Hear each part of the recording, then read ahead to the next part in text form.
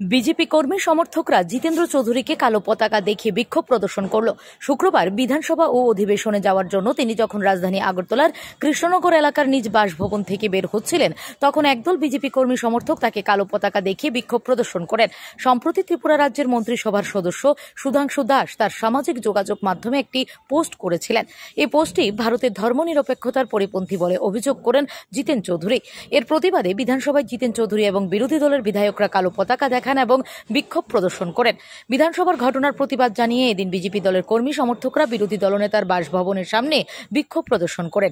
এভাবে বিক্ষোভ দেখে বিরোধী দলনেতার নিরাপত্তা কর্মীরা তাকে ঘিরে ধরে তড়িঘড়ি গাড়িতে তুলে নিরাপদে বাড়ির সামনে থেকে বিধানসভা ভবনে নিয়ে যান। তবে বিজেপি দলের কর্মী সমর্থকরা বেশ কিছু সময় ধরে বিরোধী দলনেতার গাড়ির পিছু ধাওয়া করে।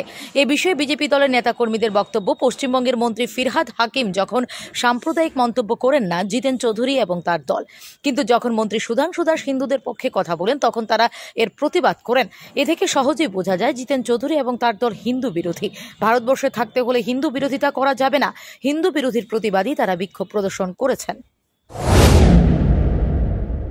ফেসবুকে পোস্ট করেছিল, তার প্রতিবাদে বিধানসভায় আমাদের মন্ত্রীকে কালো পতাকা দেখানো হয়। কিন্তু আমাদের প্রশ্ন, কলকাতার যিনি মেয়র ফিরহাদ হাকিম, যাকে ববি হাকিম নামে সবাই চিনে, উনি যখন বলেছিলেন যে ও মুসলিমের ঘরে জন্মগ্রহণ করে সকল আবাগা, তখন কেন তিনি প্রতিবাদ করেনি?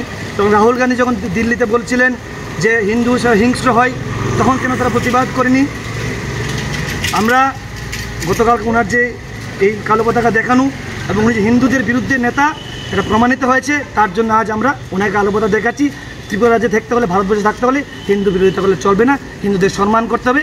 ওনাকে এটা বোঝানোর জন্য আজ আমরা এখানে সমবেত হয়েছি। Bureau report, S Bharat live 24 hours.